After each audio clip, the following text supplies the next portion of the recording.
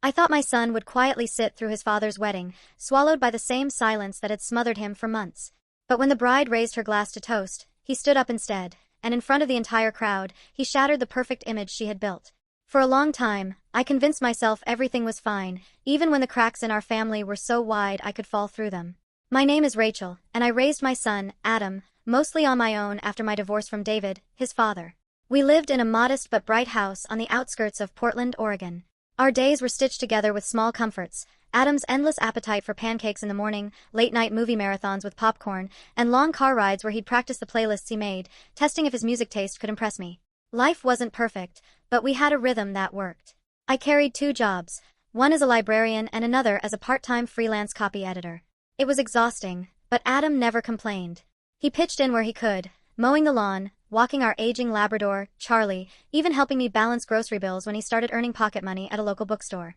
For a teenager, he carried more weight than he should have, but he never lost his spark. His teachers praised his essays. His friends swarmed our little living room for board game nights. He wasn't just my son. He was my anchor. David, my ex-husband, was another story. He drifted in and out of Adam's life depending on whether his career or love life allowed it. Some months he would pick Adam up for weekends, spoiling him with dinners and gadgets, and other times he would disappear for weeks with nothing but a lazy text: "Busy at work, tell Adam I'll make it up to him."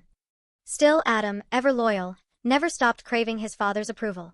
When David announced he was getting remarried, I told myself it was a good thing. Maybe a new chapter would stabilize him. Maybe Adam would finally get the consistency he deserved. The bride-to-be, Vanessa, was polished, younger than me by almost 10 years, with a sharp smile that never quite reached her eyes. She worked in PR and carried herself like every room was a stage waiting for her performance. At first, Adam tried to like her. When she invited him to a bonding brunch, he dressed carefully, combed his hair, and even brought her a potted succulent he'd picked out himself. He came home hours later, shoulders slumped, the pot missing. When I asked what happened, he muttered, "She said she doesn't do plants. Too much responsibility." It stung, but I told myself it was just a rough start. Weeks passed, and the signs piled up. She corrected him constantly, from the way he held his fork to how he spoke about his favorite books. When Adam mentioned wanting to study creative writing in college, Vanessa laughed lightly, brushing her hand against David's arm as if to signal they shared a private joke. "Writers don't pay bills," she said. "Why not something practical, like business or law?" Adam didn't argue. He just grew quieter. And yet, on the surface, life looked stable. David insisted that Vanessa wanted to blend the family, and he spoke of their wedding as if it were the fairy tale event Adam and I should feel honored to witness. I nodded politely during drop-offs and pickups, smiled tightly when Vanessa rehearsed wedding details in front of me, and told Adam to be patient. "Maybe she'll come around," I whispered to him one night when he sat slumped over his homework. He gave me a look that broke my heart, a look that said he didn't believe it, not even a little. Still, I clung to the illusion. I thought if we all played our parts, me, the cordial ex-wife, Adam, the dutiful son, Vanessa, the graceful bride, the cracks would smooth over, and somehow the story would hold. But Adam saw through it before I did. And as much as I wanted to believe in the false stability, he was already preparing for the moment when everything would finally break apart. The first sign that Vanessa's role in our lives was going to be more than awkward smiles and shallow brunches came on a rainy Thursday afternoon. Adam had been unusually quiet in the car when I picked him up from school, staring out the window at the streaks of water sliding down the glass. "What's on your mind?" I asked gently, trying to nudge him into talking. He shrugged. "Dad and Vanessa want me to spend the whole weekend at their place. She says I should get used to the new normal." The phrase clanged in my ears, the new normal. As though our old normal, the one Adam and I had built with laughter and scraped-together dinners, wasn't good enough anymore. I forced a smile. "Maybe it won't be so bad. You can bring your sketchbook, make it your own space." But when he came back Sunday night, his sketchbook was untouched. Instead, he carried a heaviness in his expression I couldn't ignore. "She doesn't want me drawing during family time," he said flatly. She took my pencils away and said I was being rude for sitting at the table sketching while she was talking about centerpieces. My stomach twisted. "She took your pencils?" He nodded, dropping his bag on the floor. "And Dad didn't say anything. Just told me not to make a scene." That night, when Adam went to bed, I sat in the living room staring at the muted TV. Something about it felt wrong, too controlling, too invasive. But I told myself maybe Vanessa was just nervous, overcompensating as she tried to carve out her role in a blended family. I convinced myself it wasn't worth stirring conflict. The next warning bell came faster. A week later, Adam was supposed to give a short presentation at school about his future career dreams. He'd been planning for days, scribbling ideas and doodles into his notebook. His excitement reminded me of when he was 8, dressing up in costumes and narrating his own adventure stories. But when I picked him up that afternoon, he slumped into the passenger seat, his notebook crumpled in his hand. "What happened?" I asked. "Vanessa," he muttered bitterly. "She told me last night to forget about writing. Said it was embarrassing for me to talk about that in front of people, that Dad would look like he couldn't guide me. She made me change my presentation to business management. Everyone else shared their real dreams, doctors, musicians, athletes, and I just stood there, reading a list about spreadsheets." His voice cracked, and he turned his face to the window so I wouldn't see the tears. I gripped the steering wheel so tightly my knuckles turned white. "Adam, your dreams matter. Don't let her take that away." But he shook his head. "She already did." That night I confronted David over the phone. Why is Vanessa interfering with Adam's schoolwork? Why is she discouraging him from writing? David sighed, his tone carrying the patronizing patience of someone who thought I was overreacting. "Rachel, she just wants what's best for him. You know the world isn't kind to dreamers. She's trying to help him be realistic." I bit back, the anger rising in my throat. "He's 16, David. He's supposed to dream. He deserves that." But David only muttered, "Don't make this harder than it has to be," before hanging up. The walls of our fragile peace trembled that night. By the time the wedding rehearsal came around, the storm was brewing in plain sight. Vanessa had assigned Adam a role, carrying the rings. A small part of me hoped it might make him feel included, valued. Instead, Vanessa treated him like an accessory, rehearsing him over and over, criticizing every step he took down the aisle. "Slower, Adam. No, too slow. Chin up. Smile, but not too much." I watched from a pew, my hands clenched in my lap as Adam's jaw tightened with every correction. He didn't roll his eyes or argue, he just obeyed, his silence louder than any protest. Later that evening, when we got home, I asked him if he was okay. "I'm fine," he said quickly, but his voice was brittle, like glass ready to shatter. I knew then that this wasn't just about wedding jitters or blending families. Vanessa wasn't merely asserting herself, she was suffocating him, piece by piece, and David was too blinded by love or pride to see it. The first warning bells had sounded, loud and clear. And though I tried to convince myself it was manageable, Adam's quiet fury told me something else. This was only the beginning. The weeks leading up to the wedding felt like walking on a fault line, silent, tense, inevitable. Every small shake threatened to split everything apart. And in the middle of it all stood Adam, pressed between loyalty to his father and the quiet despair of being erased by Vanessa's presence. It started with the phone calls. At first, David would call Adam in the evenings, asking if he'd practiced his ring-bearer walk. Then Vanessa took over. "Adam, remember to keep your back straight. Adam, your shoes better be polished. Adam, don't slouch, you'll ruin the photos." The constant corrections came daily, like pebbles dropped in his shoe, small, but relentless, grinding down his patience until he flinched whenever his phone buzzed. One night, I walked past his room and found him staring at his phone, his face pale, thumbs hovering over the screen. "What is it?" I asked softly, leaning against the doorframe. He swallowed hard. "She sent me a list of rules for the wedding." "Rules, Mom." I sat beside him on the bed and read the message. Vanessa had typed out a full page of expectations. Adam had to arrive early, avoid slouching in pictures, refrain from speaking to certain relatives she didn't like, and, my stomach lurched when I read this, he was forbidden from mentioning me in any conversation during the reception. "She says it's tacky," Adam whispered. "That I should focus on celebrating their marriage, not my mother's influence." My breath caught in my throat. I wanted to call David immediately to demand answers, but Adam's hand stitched *T out, grabbing mine. "Please don't," he begged. "It'll only make things worse." So I sat there, helpless, swallowing the fire in my chest while my son tried to carry the weight of being erased by his father's fiancée. As the wedding drew closer, Adam's circle shrank. His friends texted him about summer plans, trips to the lake, late-night gaming marathons, but Adam declined every invitation. "I can't," he told them again and again. "I've got wedding stuff." Soon, the invitations stopped coming. At school, his teachers noticed the change too. His English teacher, Mrs. Clayton, called me one afternoon. "Rachel, is everything all right with Adam? His writing has lost something. He used to be so vibrant, so imaginative. Now it's like he's afraid to put his thoughts on paper. I thanked her for her concern, but my heart sank.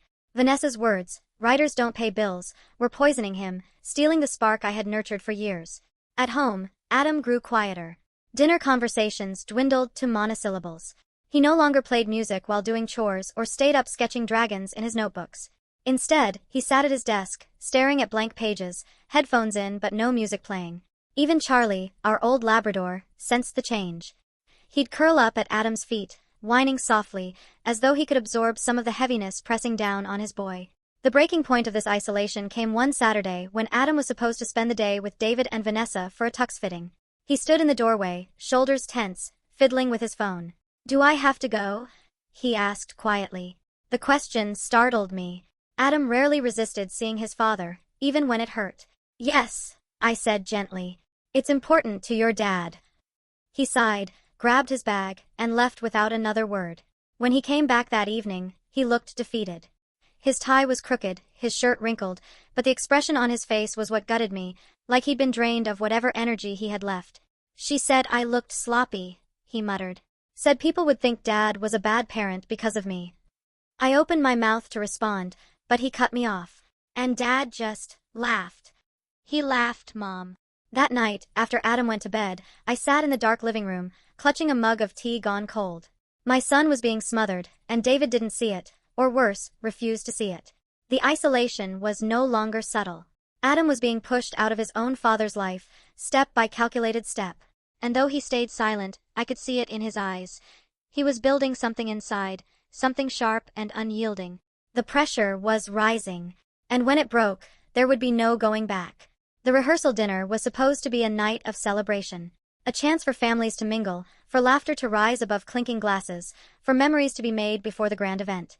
Instead, it became the night Adam's quiet suffering transformed into something undeniable. We arrived at the banquet hall, a rented space decked out with soft golden lights and floral arrangements so extravagant they looked ripped from a bridal magazine. Vanessa had spared no expense, or more accurately, had spent David's money like it was her crown to wear. Guests milled about in tailored suits and cocktail dresses, sipping champagne and smiling for photos. Adam, in his too-tight tuxedo, stuck close to me as though the crowd might swallow him whole. He had grown thinner these past months, his once boyish face sharpened by stress.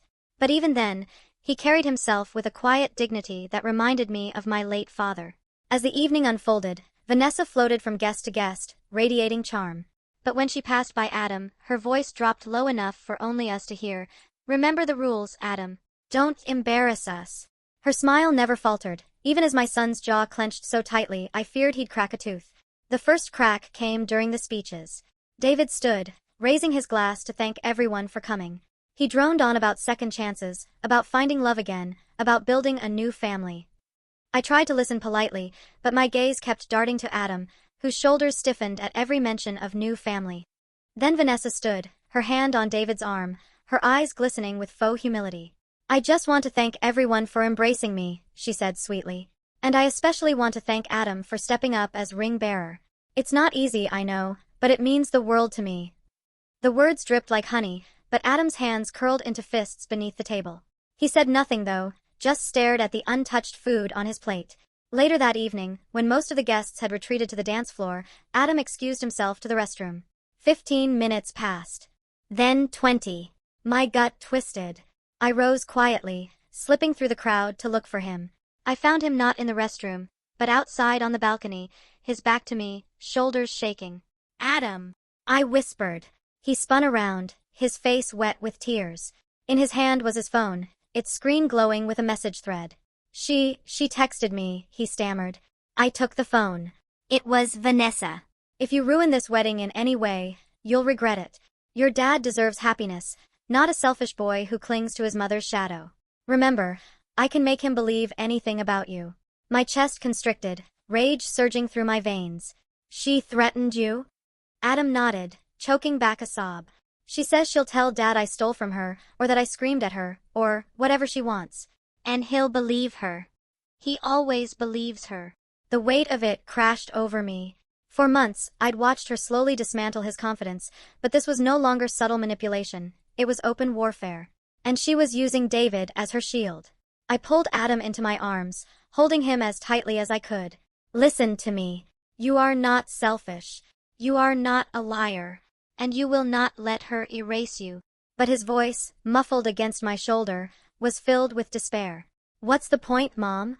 No one will listen. Not even Dad. That night, long after Adam had fallen asleep, I sat awake, staring at the ceiling. For the first time, I realized the wedding wasn't just about vows and rings. It was about power. Vanessa was securing her place, rewriting the script of our family, and she wouldn't stop until Adam was silenced completely. But what she didn't know, what I barely realized myself, was that Adam wasn't as fragile as she believed. The boy she thought she was breaking was quietly gathering strength. And at the wedding, when the world was watching, that strength would erupt in a way none of us could have predicted. The morning of the wedding dawned clear and bright, but the air in our home was heavy, thick with tension that no sunlight could burn away. Adam sat at the kitchen table in his tuxedo, his bow tie undone, his fingers drumming nervously against the wood. He hadn't touched the breakfast I made, pancakes his favorite, just stared at the syrup pooling on the plate as though it mocked him. You don't have to do this, I said quietly, placing a hand on his shoulder. Yes, I do, he replied, his voice calm but unnervingly steady. If I don't, she'll win. And Dad will never see who she really is. There was something different about him that morning, an edge in his eyes, a quiet determination that sent shivers down my spine. My son, the boy who once doodled dragons in notebooks and stayed up late dreaming about writing novels, was walking into a battlefield. At the church, the grandeur was overwhelming. The high ceilings echoed with organ music, and guests filled every pew, their whispers rising like a hive of bees. Flowers lined the aisles, and a massive cake sat at the reception hall next door, its 5 tiers a monument to Vanessa's need for extravagance. David stood at the altar in his tuxedo, smiling nervously, while Vanessa, draped in lace and diamonds, preened like royalty. Adam's role was simple: walk down the aisle with the rings, smile for photos, blend into the background. But Vanessa's threat from the rehearsal dinner still lingered. If you ruin this wedding in any way, you'll regret it. As the ceremony began, Adam moved carefully, every step measured. The guests cooed at how handsome he looked, but I noticed the tremor in his hands as he held the pillow with the rings. Then, halfway down the aisle, something shifted. Adam stopped walking. His back straightened, his shoulders squared, and his eyes locked, not on his father, but on Vanessa. The crowd murmured in confusion. Adam, David called softly, his smile faltering. Come on, son. But Adam didn't move. Instead, he spoke. His voice, though trembling at first, grew stronger with every word. I need everyone here to know something. The whispers spread like wildfire. Guests craned their necks, cameras forgotten. Vanessa's face went pale beneath her makeup, her grip tightening on the bouquet until petals crumpled in her hands. Adam took a deep breath. Vanessa told me not to mention my mom today. She said I'd embarrass Dad if I did. She even wrote me a list of rules. Rules about how I could walk, how I could talk, who I could speak to. She said I was nothing but a shadow, that Dad deserved better than me. And last night, he paused, pulling his phone from his pocket. She sent me this. Gasps rippled through the church as he held up the screen. From where I sat, I could see the message clearly. The one where she'd threatened to destroy him, to make David believe anything she wanted. She called me selfish. She said I'd regret it if I ruined her wedding. But you know what? I'm not ruining anything. She is. For a heartbeat, silence blanketed the church. Then the whispers exploded, outrage and disbelief crashing together. David's face drained of color. Vanessa, is this true? Vanessa sputtered, her voice cracking. He's lying. He's trying to sabotage us because he's jealous. But Adam didn't back down. His chin lifted, his voice steady now. I'm not jealous. I just refuse to disappear. I love my dad. But I won't let him marry someone who treats me like garbage. The room erupted.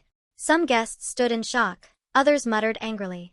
Vanessa's carefully constructed image was unraveling, thread by thread, under the weight of Adam's courage. David looked torn, his eyes darting between his fiancée and his son.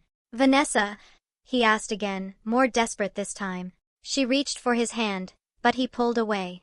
Adam, seizing the moment, added one final blow. Dad, if you marry her, you're choosing her lies over me. And I won't be a part of it. With that, he turned and walked straight down the aisle, past the shocked guests, past the photographers, past me. His face was wet with tears, but his back was straight, his steps resolute. I followed him out, my heart thundering with pride and fear all at once. The church behind us erupted into chaos, but as the doors shut, all I could think was, Vanessa underestimated him. My teenage son had stood up, not just for himself, but for the truth. And nothing would ever be the same again. The heavy church doors slammed behind us, muting the chaos inside, but I knew the storm wasn't over. Adam leaned against the stone railing outside, his chest rising and falling rapidly, tears streaking down his cheeks. I touched his shoulder, but before I could speak, the doors burst open again. It was David. His tie was undone, his face flushed with panic and shame. Vanessa trailed behind him, no longer composed, her makeup smudged, her voice shrill. "Adam!" David shouted. "We need to talk about this, now." My son straightened, his hands trembling, but he didn't shrink back. "Talk about what, Dad? That she threatened me? That she's been lying to you for months?" Vanessa shoved past David, her eyes blazing. "You little brat. You think you can ruin my wedding with one fake screenshot? Everyone in there knows what you are, a spoiled kid who can't handle his father moving on." Her words sliced through the air, but Adam didn't flinch. Instead, he pulled his phone from his pocket again. "You think it's just a screenshot? Guess what? I backed it up. And I sent it to Mom. And her lawyer friend. And my best friend, who put it on his private server. You can't erase it, Vanessa. Not this time." For a moment, the only sound was the wind rustling through the trees. Then David spoke, his voice low, shaken. "Is it true? Did you really say those things to him?"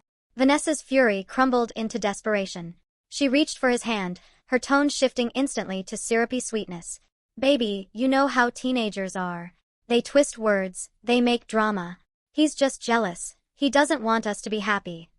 But David pulled his hand away, his jaw tightening. "Answer me, Vanessa. Did you threaten my son?" She hesitated too long. Too long for the crowd that had began trickling out of the church, guests whispering as they witnessed the scene unfold. Phones were raised, cameras recording.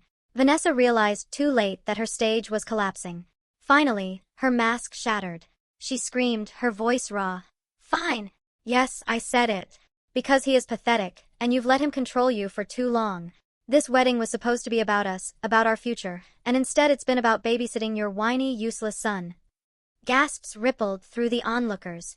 Someone muttered, "Oh my God," while another shook their head in disgust. David froze, his eyes wide, as though he'd been slapped. "My son is not useless." Adam's shoulders shook, but his voice rang clear. "Finally, you heard her." The silence that followed was deafening. Then, slowly, David turned to Vanessa, his expression cold, resolute. "This wedding is over." Vanessa's face contorted with rage. She stomped toward the towering cake set up just beyond the church doors, screaming, "If I don't get my happy ending, no one will." And with one violent shove, she toppled the 5-tiered masterpiece. It crashed to the ground, frosting splattering across the marble floor, gasps echoing as the guests scrambled out of the way.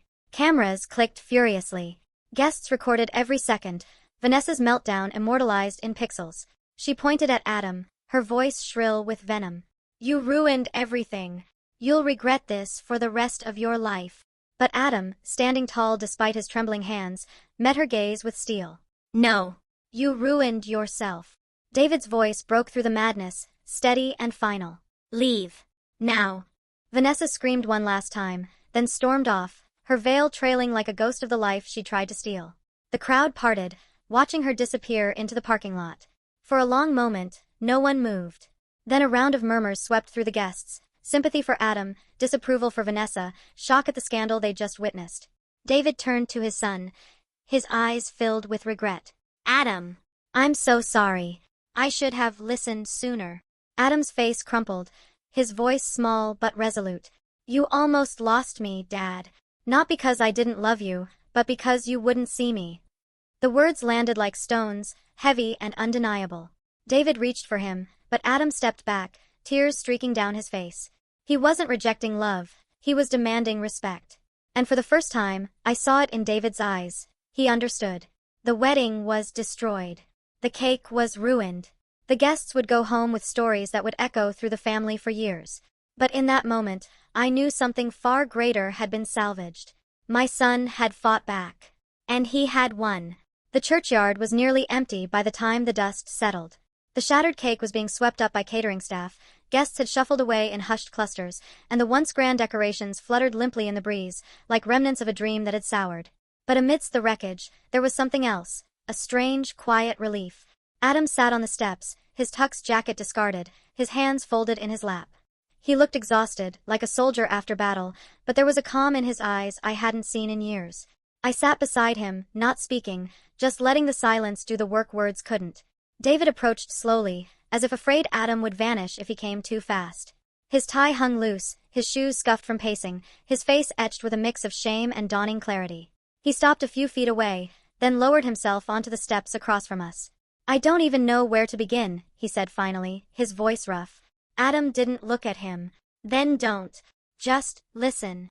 And for once, David did. He didn't interrupt as Adam poured out everything: how Vanessa had mocked him, belittled him, tried to control him. How he'd felt invisible in his own father's life, overshadowed by a woman who saw him as an obstacle rather than a son. Each word was a wound reopening, but also a stitch being sewn. David's hands shook as he listened. By the end, tears had carved paths down his face. "I failed you," he whispered. "I was so desperate to rebuild my life that I didn't see I was tearing yours apart. I let her poison everything." Adam finally looked at him, eyes wet but unyielding. "You didn't just let her. You chose her. Over me." The words hit with brutal honesty. David flinched, but he didn't deny it. "You're right, and I'll regret that for the rest of my life. But I want to do better. If you'll let me." The silence stretched. Then Adam let out a shaky breath, his shoulders sagging. "I don't know if I can forgive you yet, but I'm not giving up on you either." It wasn't absolution, it was something harder, more real. A chance. In the weeks that followed, the scandal of the ruined wedding spread like wildfire. Videos of Vanessa's meltdown went viral, the toppled cake and her shrieks shared across social media. Comments poured in, strangers praising Adam for his bravery, condemning Vanessa's cruelty, shaming David for his blindness. The story wasn't just gossip, it became a symbol of what it meant to stand up to toxicity, even when it wore a wedding gown. Vanessa tried to salvage her image, posting teary apologies online, but the damage was irreversible. Her business ventures collapsed, clients fled, and she left town under a cloud of disgrace. David stayed. He canceled the honeymoon, cut off all ties with Vanessa, and threw himself into repairing his bond with Adam. They went to counseling, awkward at first but gradually healing. David attended Adam's school events, listened when he spoke, and for the first time in years, put his son at the center of his choices. It wasn't perfect. Trust once shattered doesn't glue back overnight. But slowly, Adam began to smile again, not the forced grin he wore for photos, but the crooked, genuine smile of a boy who felt seen. As for me, I found my own closure. Watching my son stand tall against cruelty, I realized he'd inherited more strength than I'd ever given him credit for. Not just resilience, but a fierce sense of justice, a refusal to disappear. Months later, Adam and I sat on the porch as the sun set, the air golden and soft. He leaned back, eyes thoughtful.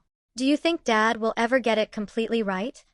I looked at him, the boy who had faced down an entire wedding and told the truth, no matter the cost. "Maybe not completely," I said. "But he's trying. And you made him see what matters." Adam nodded, quiet for a moment, then added, "I don't regret what I did. Not one bit. Even if it broke everything. Because sometimes you have to break what's rotten to make room for something real." His words lingered in the evening air, profound and raw. And I realized in that moment that my son wasn't just brave. He was wise. He had taught us all something that day, about family, about courage, about the power of standing up, even when your voice shakes. The wedding was destroyed. The cake was gone. But from the rubble rose something far more lasting: truth.